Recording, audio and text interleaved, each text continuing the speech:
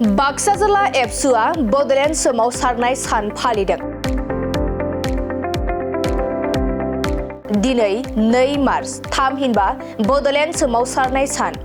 बे सानखौ आसाम आरो बिटिआर ओनसोलनि दाब दाब जिल्ला दखराफोराव फालिनाय बायदिनो बाक्सा जिल्ला एबसुआबो सुबनखाता दखरानि मददजों सुबनखाता दखरा आफादनि मावख'नि नब्लाङाव सानसेनि बायदि मेहेरगोनां हाबाफारिनि गेजेरजों फालिनायखौ नुनो मोनो।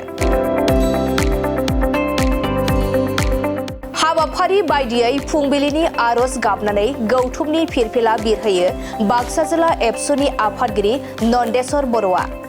बड'फानि मुसुखायाव बिबार बावजेनो बड'लेण्ड हायुंआरि गौथुम आयेन आफादनि बुंथिगिरि खाथिराम बर'आ आरो मुंख्लंफोरनि मुसुखायाव बिबार बावजेनो 62 नं बरमा बियाबनि एमएलए भुपेन बर'आ। बेनि उनाव बिफां फुलि गायजेनो सुबनखाता गुदि बर' थुनलाइ आफादनि बोसोनगिरि महेश्वर बसुमतारिया। बिनि अनगायैबो बे हाबाफारियाव बाक्सा जिल्ला एबसुनि बेन्दोङाव थानाय दखरा आफादनि बिबानगिरिफोरजों लोगोसे गोबां मेलेमजिबि बिथांमोनाबो बाहागो लायो। थारैनो दिनै बर' हारिनि थाखाय मोनसे जारिमिन सान। 2 मार्च बे 2 मार्चआ जाहैबाय आलादा रायजो बड'लेण्ड डिमान्ड डे हिसाबै दुलाराय बर' फरायसा आफादा बेखौ 1987 मायथाइनिफ्रायनो फालिबोबाय थादों। दा बेवहाय बाक्सा जिल्ला दुलाराय बर' फरायसा आफादा मिरु दुलाराय बर' फरायसा आफादनि बिथोन बायदिनो नैबे सुबनखाता दखरा एबसुनि मावखुलियाव जोङो सानसेनि हाबाफारि लानानै जोङो बेवहाय खुंनाय जादों। आरो हाबाफारि हिसाबै गिबि दङ दुलाराय बर' फरायसा आफादनि गौथुमारि फिरफिला बिरहोनाय। नैथि हाबाफारि हिसाबै जोंहा दङ बर'नि बिफा बड'फा उपेन्द्रनाथ ब्रह्मनि मुसुखायाव बिबार बावनाय।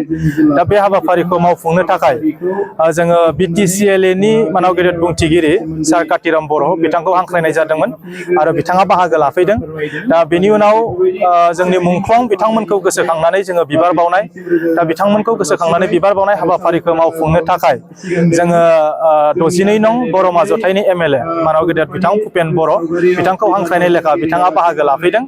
आरो जोङो नैबे हाबाफारियावनो जोङो मोनसेबाव गुबुन मोनसे हाबाफारि बिफां फुलि गायनाय नैबे हाबाफारिखौबो मावफुंनाय जादों। बे हाबाफारिखौ सुबनखाता गुदि बर' थुनलाइ आफादनि बारग' आफादगिरि आथिखालाव बोसोनगिरि बिथां महेश्वर बसुमतारिया मावफुंनाय जादों।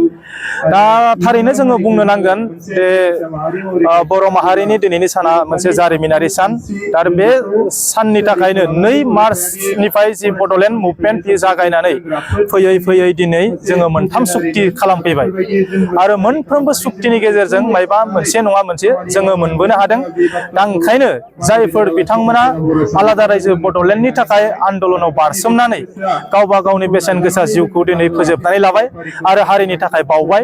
दा बिथांमोनखौ जोङो गोसोखांदों आरो बिथांमोनखौ गोसोखांनानै जोङो दिनै खोब गोग्गानाय मोनदों। खारन बिथांमोननि दिनै बावसोमनायनि थाखायनो दिनै हारिया नैबे थासारियाव सफैनो हाबाय। दा ओंखायनो मोनसे समाव दुलाराय बर' फरायसा आफादनि आफादगिरि बर'नि बिफा बड'फा उपेन्द्रनाथ ब्रह्मआ आफादगिरि जानानै 1987 मायथाइनि 2 मार्चनिफ्राय बिथाङानो बड'लेण्ड आन्दलनखौ जागायजेनग्रोदोंमोन। दा बिथाङा जोंनो माखासे लामा होलांदों, माखासे जोंनो भिजन होलांदों। दा बिथांनि भिजन आरो आइडिअलजिखौनो लानानै दिनै जोङो थांनानै थानाय जिखिनि सुबुंफोर दङ जोङो दिनै मावगासिनो दङ। आरो आसा खालामदो सानसे समाव जा सिमां बर' हारिया दङ बियो सानसेबाबो जाफुंगोन। बेखौ जोंहा 100% जोंहा फोथायनाय दङ।